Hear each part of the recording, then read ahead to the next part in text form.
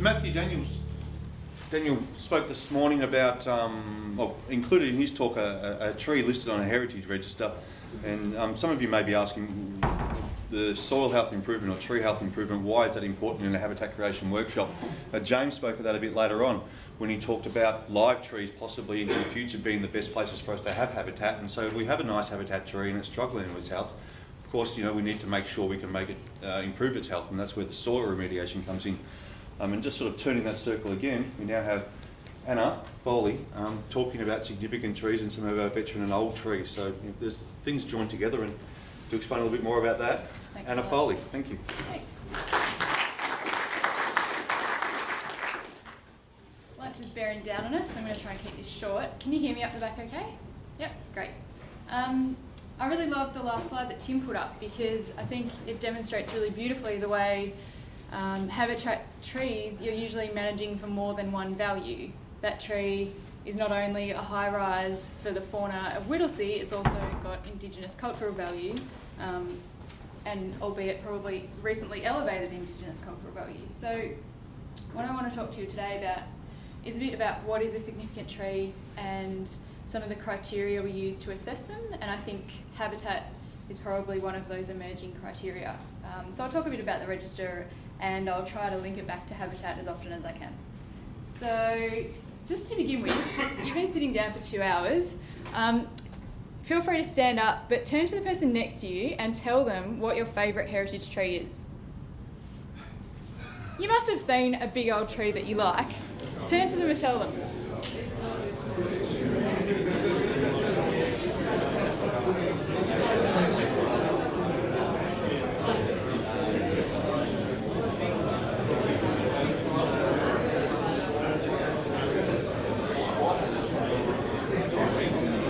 Okay, so, all right, so you've come up with an option each. Now I want you to raise your hand if you think that heritage tree also has habitat value. Yeah, a fair few of them. Okay, so what I want to start with is this tree here is the Guildford red gum. Some of you probably know it. I'm going to go through some of the broad criteria that we use to assess significant trees. So, and when I'm talking about habitat today, I'm probably talking a bit more broadly than hollows. Hollows are really important, but as you all know, birds and arboreal fauna need perching habitat, roosting habitat, foraging habitat, and so all of those things are needed if you're going to have a healthy, functioning ecosystem. And I think I can make the case that significant trees contribute to that. So this is the Mortlake Avenue of Honour. It's probably what most people think of when you say heritage tree, significant tree.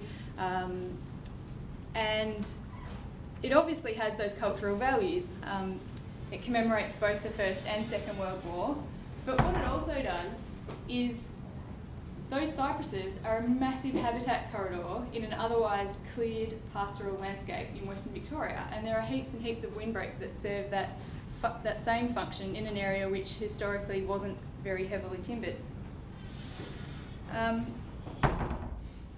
The second type of criteria that I want to talk about, so that's a commemorative tree, and this is a commemorative tree too, but it's associated with a special person or event. So this was a pin oak planted in Tassie by the Westbury Girl Guide Company in 1953 for the coronation of Elizabeth II, and again is just a lovely urban tree that's providing habitat to that neighbourhood. And this is probably another kind of really classic heritage tree. It's classified by the National Trust for being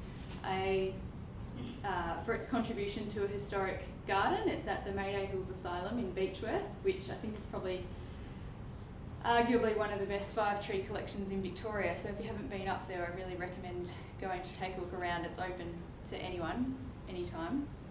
And I think it's had a few limb failures. There's a few hollows in the upper canopy. Fairly obvious habitat value, but in the same garden is this this hawthorn, which is also on the significant tree register for being a fairly old and nicely formed hawthorn compared to others in the state. But that hawthorn also provides habitat value. It provides fruit, it provides that medium layer structural diversity to the garden, and so I think you can illustrate that narrative that was being discussed earlier about having that structural diversity in a place, and it doesn't have to be a natural place. Even if it's a completely cultivated garden, you still have to have that structural diversity. So another type of significance, we've been through historic significance, but this is scientific significance. So these are trees that one of the criteria we use is remnant native vegetation. So this is Banksia marginata at Mooramong in Skipton. It's a National Trust property out on the Western Plains. And this Banksia has a 4.1 metre girth. So I guess that's 1.3 metres DBH. And it's recently died, having not quite made it through the end of the millennium drought. But when it was alive, it was probably one of the best nectar sources on that property. And now that it's died, it's still going to be retained and provide woody habitat in what is otherwise a fairly sparsely timbered area. We also classify trees that are really old, unsurprisingly. This is a chestnut in Wandon East. It's the biggest chestnut in cultivation in Victoria that we know of. It's got a 27 metre spread, and the the DBH is over 2 metres. And it's just standing alone in a paddock, but you can imagine the kind of wildlife that it must attract when it's in season. So that's another tree on the register for being outstandingly old. We also classify trees for being just really outstanding examples of their species. On the left there's an Angophora castata in Turan, which is I think also the biggest Angophora castata that we know of in cultivation in Victoria, but it's been classified for its just being a great type specimen for that species in Victoria. And then on the right hand side, this is probably one of my favourite trees in Victoria. That's a yellow box at Bonnie Doon, and you might be able to see there's just like tiny people down here, but just an absolute habitat high-rise. And both of those trees provide really great habitat qualities to their, urban and rural environments. So there's a few other types of scientific significance, and they're to do with being either rare or localised in their distribution, for being genetically important, or for being important to horticulture as propagating stock. And this tree ticks all those boxes. It's a flowering almond, Prunus palladii, in Creswick, and it's a hybrid cross between a peach and an almond that arose by chance in 1864, so it's also ticking that really old box. It's become a really popular, a source stock for a really popular ornamental, but in fruiting season it's also providing a really valuable habitat resource to that kind of, I don't know if you could call Creswick urban, but that urban environment. So,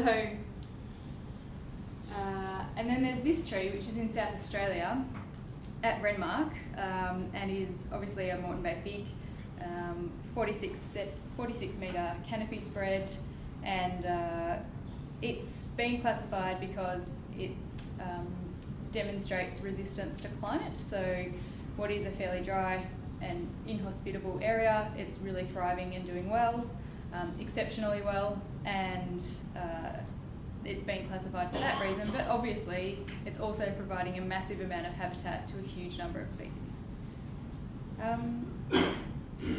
So the third type of significance that I want to talk about is social significance, and this can be a little bit more intangible and harder to put your finger on, but if you recognise these trees, they're the lemon-scented gums at the top of Swanson Street on the big roundabout there. and they've been classified for their contribution to the landscape. They obviously absolutely fill that intersection, totally noticeable, couldn't possibly miss them, and they've been registered for that reason. But they're also unusual in that neighbourhood for having so much space to spread and droop. Their canopies are touching the ground at the moment.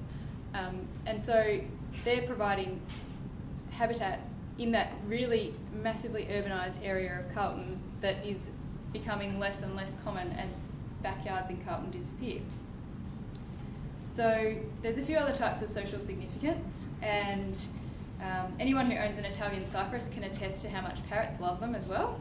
The one on the left is on the Maroondah Highway in Croydon North, and I've driven past it hundreds of times and never looked twice at it. And then I gave a talk in Baronia last week and went to look up what was classified nearby, and this tree popped up. And turns out it's one of a pair, the other one's obviously long gone, but it dates back to 1855, and it was planted at the entrance of the Brushy Creek Hotel long before Croydon North existed, and the hotel was just a stop on the Goldfields route up in Warburton. And so that tree's been registered not because it's a massively impressive Italian cypress, but because of the location in which it stands makes it significant. It's marking one of the last remnants of an old settlement that's long been built over by Harvey Norman. That's what's in the background there. So that's one type of one type of social significance. It really is important for its presence remaining in its location. And then on the other side is a fairly unremarkable Norfolk Island pine. There's thousands of like them all around the country, except this one gets lit up at Christmas every year by the power company in Normanville, South Australia. And so that community, everybody knows the Christmas tree. You can see it from miles away. I guess a lot of arborists would argue that having lights installed in it every year isn't maybe the best management for the tree, but it's really got massive social significance to that community, and that significance doesn't have to be historic. It's significant now, and only for the last couple of decades.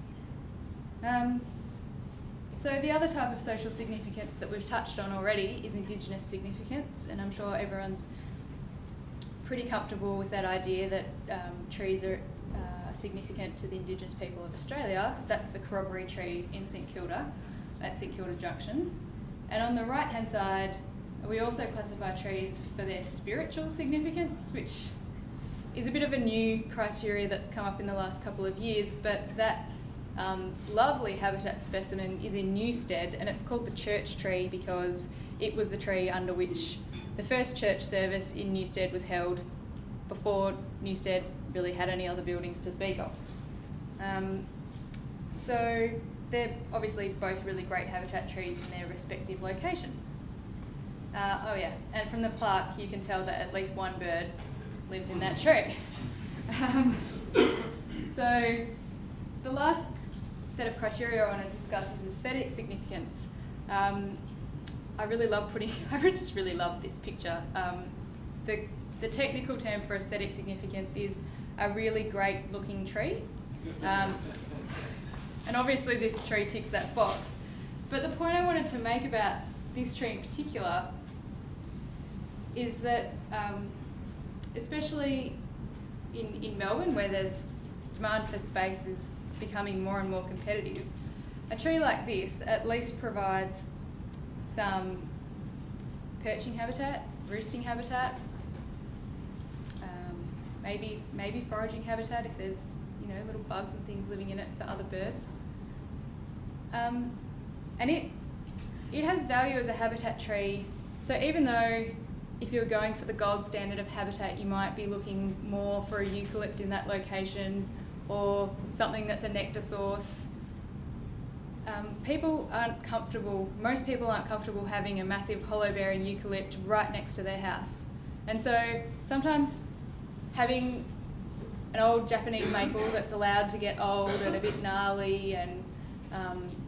and is loved by that community because it's so strikingly beautiful every autumn, is a better outcome than trying to get the community to embrace some eucalypts that they'll then, lock or destroy as soon as they become big enough to become habitat for anything.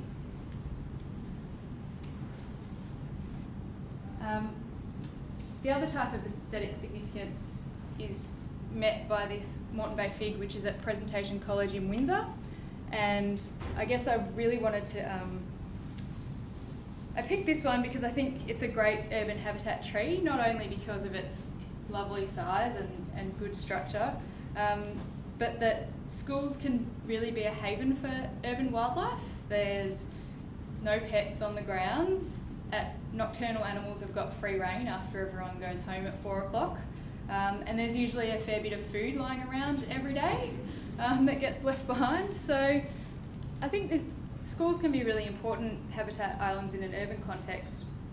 But this tree is not on the register for any of those reasons. It's on the register because its root system looks like this, which is a pretty unusual form, that sort of strangler form. In Melbourne, you don't see very often, so that's why it's on the register. But it's also ticking all of those other habitat boxes. So I just wanted to touch on the fact that the National Trust only considers trees that are of regional or state significance, and I use these two pictures to try and illustrate the difference. So on the upper right-hand side is an avenue of oaks in Clare, South Australia. They were planted in 1870, so they're pretty old, but they've been pruned for power lines. Clare doesn't really have a climate that's really that suited to Quercus robur anyway, so they've never really flourished, and so they're considered to be of local significance to that place. Whereas the trees on the left, some of you will recognise the Wood End Avenue of Honour. So they've never been pruned for power line clearance, tick. Wood End's climate is absolutely British. It's freezing in winter, pretty mild in summer, so they're really flourishing in that environment, tick. They've got commemorative significance, and the community obviously really values them as a memorial to a lot of citizens of Wood End that died in World War I. So that means that they've been exceptionally well cared for during their life, unlike a lot of other roadside plantings, tick. So that gets them up to a level of state significance. So it gives you a bit of an idea that there are a lot of ways trees can be significant, but maybe not always significant to at a state level. I want to wrap up, but basically this is the way our records used to be held. The register's been running since 1982, and you used to have to come to National Trust head office and look up a bit of paper or buy a book that had an Access database printout, yawn. But now we've got a couple of digital tools that you can look up to find out if the tree that you talk to your neighbour about sitting next to you is maybe on our register. We've got an iPhone app that's been out for about 4 years, and last year we just released a new website that's really similar to the app, but you can access it from an Android tablet or phone or from your desktop computer.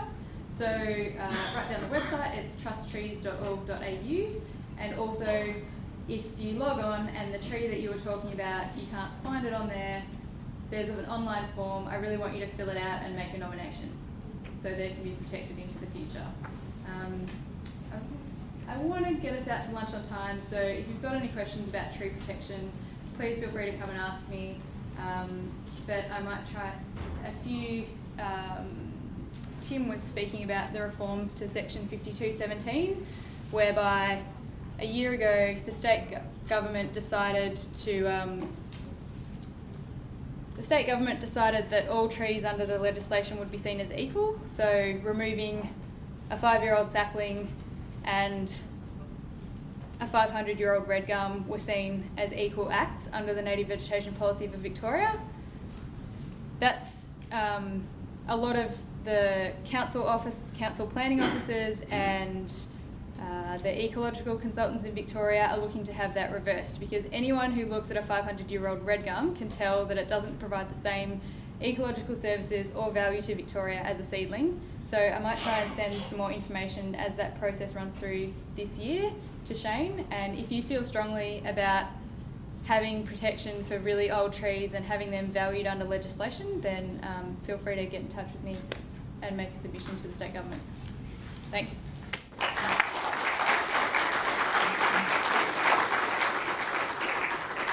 Okay, we've got a couple of quick questions. Mr. Harris? Are there any particular bars to nominating and replanting trees in state forests? Bias? No. No, I don't really... bars like barriers. Oh, barriers? No.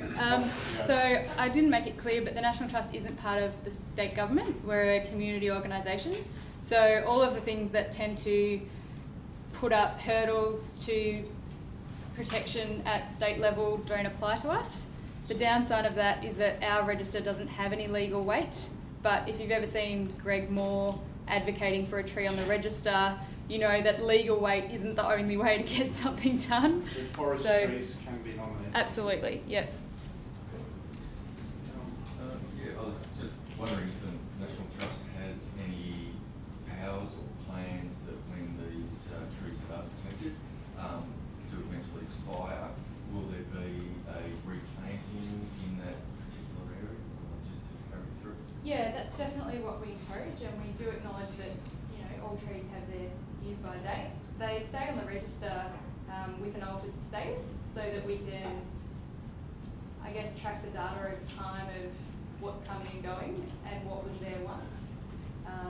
But we certainly, the current heritage practice is that if you're removing a tree, that you're replacing it with something that used to be of a similar species, but now that climate change is starting to come into play, we're looking at things that have at least similar form, because a lot of someone walking down the street can't tell the difference between an elm and a Zelkova. So as long as it fits the same mould, then species replacement and grafting from, taking propagation stock and things aren't always necessarily required. And sorry, just quickly building on that, with the potential replacement, is there some form of protection from the National Trust with a metre area of root zone protection, especially in built-up areas whereby people may see this as an opportunity, that tree's gone now, we can encroach into that area a little bit more? Yeah, that's a great question. It doesn't come up that often.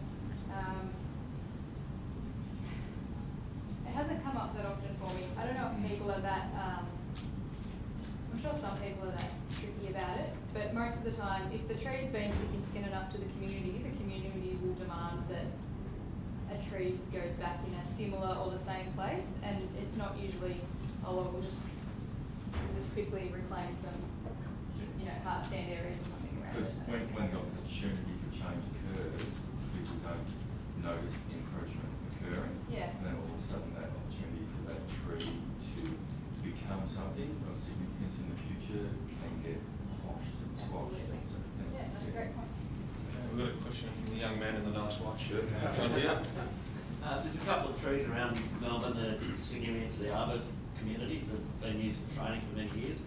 As a community, would that be sufficient for nominating a tree on the trust? And if it was, what effect would that have to the status of the tree? Yeah, I don't want to speak for the Significant Tree Committee. We've got about a dozen experts, Kia Martin and Greg Moore and John Fordham and a few other people who decide what's in and what's out. But it certainly sounds like it would have social significance for, at some level. And we certainly don't see that, if I can read the subtext of your question, I don't think climbing of those trees would follow that would need to stop. Those trees are significant because they're climbed. So there wouldn't be any sense in stopping that reason for significance, just like the way that Christmas tree, now that it's on the register, it's really important that it keeps being used as a Christmas tree, not that it's somehow wrapped in cotton wool and saved as the tree that used to be the Christmas tree. So does that kind of answer your question? Thank you. Do you think there's a proactive benefit for future management that you encourage arboriculture to provide information in the way of reports and assessments and stuff like that, where they can, to build on a pool of data so that when someone like yourself is talking in another 100 years, we have a lot more information to work with, because a lot of the stuff that we see is we don't know what happened to the tree 50 or 100 years ago, Sure. which would really help us manage the trees better at this point in time. Yeah, so every tree on the register has a paper file that goes back to the 80s, and every piece of information we've collected about that tree is kept and recorded. So if you are working on a tree that is on our register, feel free to get in touch with us. We can digitise that information and send it out to you. You know, a tree like the separation tree's got a file like this. That tree, that Italian cypress on the Maroondah Highway, will have a file like that. So yeah, feel free to get in touch with us if you are working on a tree that is on our register. One quick question. I'd just like to refer to your first photograph of the tree in Guildford, Victoria. Yep. As several months ago, through a wind event, that tree has been totally decimated. Really? Yeah. Okay. Can you see me It's afterwards? It's worth noting that for your records. Yeah. Yeah, great. Sounds like we might get another reporting for your Yes, file. well, they're very dynamic things, aren't they, trees? So. Okay, so thank you, Anna, for Thanks.